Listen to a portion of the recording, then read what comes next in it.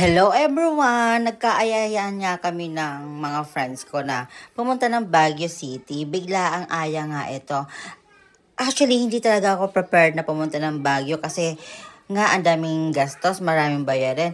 Pero syempre, dahil libre naman ng aking friend na si Melody Season, sabi niya, "O sis, libre na kita, ako na bahala sa'yo. Basta ipang drive mo lang kami." Eh di, push na yan, di ba? Sayang naman ng libre, kaya boom, boom, boom, karakaraka na yan. Go, go, go na yan to the highest level kasi sayang ng libre. So, salamat pala, Melody. So, ito na nga, nagdadrive nga ako dito sa kahaba-habaan ng Season Road, Baguio City. Buti na lang hindi talaga traffic at hindi umuulan. Kaya smooth lang yung pag-drive ko dito. Excited na nga kami dito pumunta ng Baguio City. Dahil matagal na kami hindi pumupunta ng Baguio. Siguro mga 2 months na. Actually kasi guys, siguro sa isang taon, nakakatatlong beses kami pumunta ng Baguio. Ewan ko ba bakit Baguio yung favorite place namin na puntahan ng jowa ko. Lalo na pag nagbe-birthday siya. Yun na talaga, panata niya na talaga na every year pumunta ng Baguio City. So, ayan nga ako nagdadrive ngayon. Bali, ano pala kami ng jowa ko dito? Salitan mag-drive. So, ako muna nagdadrive ngayon. Tapos, sa city, siya magdadrive niyan. Kasi, syempre, napagod na yung lola niyo. Dapat Disney princess na lang. So, nandito na kami sa, sa may ilalim ng tunnel. Tapos tunnel.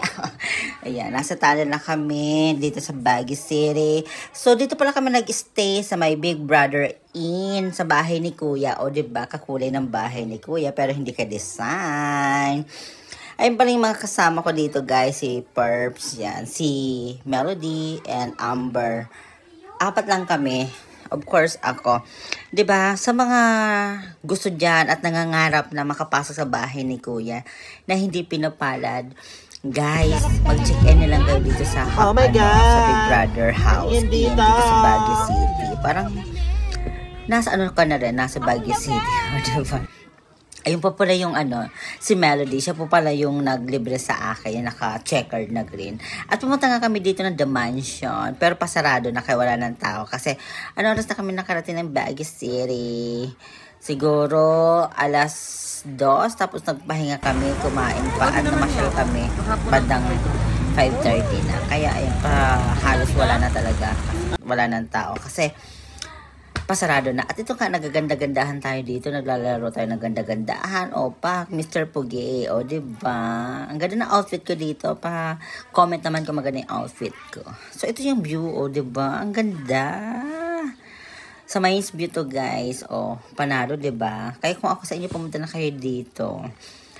Malamig na dito sa Baguio City.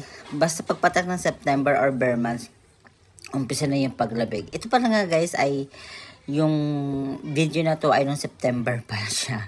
So, late lang upload kasi nga nagko-content lang ako ngayon dahil vlogger na ang lola nyo. O, diba? Baka naman, pwede kayo mag-like, comment, and subscribe. Mag-iwan ng bakas or share. So, ito na nga. Nandito na kami sa Session Road. So, ang ganda ng Session Road, guys. Lalo na sa gabi. Tapos, naglalakad kayo dyan. Tapos nag-sightseeing. Yung mga pretty, yan. O, di ba panalo? Tapos, yung friend ko dito, nagsuka siya dito sa Session Road. Pangalanan lang po natin Kay. Sinukuhan niya po ang buong Session Road. Hindi naman po. Yung part sa may Session Road po. Sumuka siya dyan. At namangka na nga kami para naman exercise. Guys, dito yung bangka, pwede na, affordable naman na kasi share naman kayo. Siguro magkano kasi binayad namin dito? 500 ata. Tapos 4 na kami. Kaya carry boom boom na. So wala na nga akong masabi. Kaya hindi ko na anong sasabihin ko. So, ayan. Panoorin nyo na lang, guys. Ilaban na natin to. So, ayan nga. Naglalakad-lakad kami dito ni, Perpetua. At may, kami dito na kumakanta. So, nagbigay siya ng, ng pera. 1,000 pesos. Si ano siya, ayan, Kevin, singer, 17 years old. Yan. Kung nakita niyo yan, i-follow niyo na lang siya sa account niya. Maganda po yung boses niya. Kaboses niya po si, Bruno. Kayo na po ang magbigay ng sunod na name niya kung sino si Bruno. Ayan, at kumain po kami dito sa may... Ay, thank you, ma. Kumain kami dito, guys. So, ayun nga, feeling ko nga ako yung nag-order dyan, pero share kami. Ay, hindi pala. Libre pala ako ng friend ko. Thank you so much po. Ayun po yung mga order namin. Actually, guys, kung pupunta kayo ng Baguio City, tapos kakain kayo dito, tapos kung ilan lang din naman kayo, wag na kayong mag-order ng madami kasi tingnan mo naman yung per serving nila, good for 5 person. Yung isang order. So, ito na nga, busy na nga sila dito. Kung sino talaga magbabayad. Ayan, nagko-computer na sila, guys. Bahala kayo dyan dahil ako, hindi ako magbabayad. Dahil libre lang ako. Sitting pretty lang ang lola niya. Ayun yung jowa ko, diba? Opa, kapag-gwapo. So, ayan, tapos na kami kumain. Pina-take out na namin. So, oras na para magbayad sila. So, ito na guys, gagala siguro kami dito or nakauwi na kami galing disco. Ganyan kaya parang bangag na yung dalawa kong friends dyan. Pero hindi talaga kami nag-disco dyan guys, dahil napagod kami. Pumunta lang kami dyan guys para mag-relax. Ayan, mag-chill. Ayan nga, sumasayaw po si Perpetual. Ito yung view ng bahay ni Kuya sa gabi. Ilaban na yan guys. At ito po pala yung yung nirentahan namin. Ito yung loob ng bahay ni Kuya. Push. Magano kayo na guys dito. Mag-inquire na kayo. Search nyo na lang po yung bahay ni Kuya. Big Brother House in Baguio City. Good for 5 persons kasya dito guys. Kasi meron siyang isang malaking room. Tapos sa labas meron naman bed na double deck ba tawag doon. Ayun nakita nyo naman, di ba? Ang ganda lang, para ka nasa condo. Kaya ilaban nyo na sa lahat ng gustong pumunta dito. Push na yan. Go, go, go.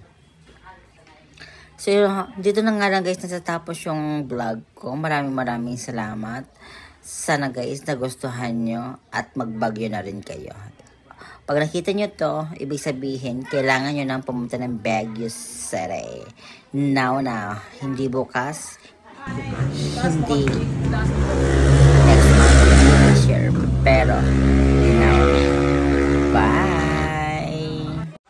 At of course, yung pababa kami, nag-side trip na rin kami. Pumunta na kami ng La Union sa Sakabsat para magkape at magganda-gandahan at magpicture-picture dahil yung mga friends ko ay mahilig sa picture. Sinundo nga namin dito yung friend namin na taga La Union na si Rochelle. Ayan. Dahil siya po yung naglibre ng lunch namin. Kaya maraming salamat din Rochelle. So ito nga po pala guys yung view ng Kabsat La Union. Pak! Boom, karaka. Salamat. Bye.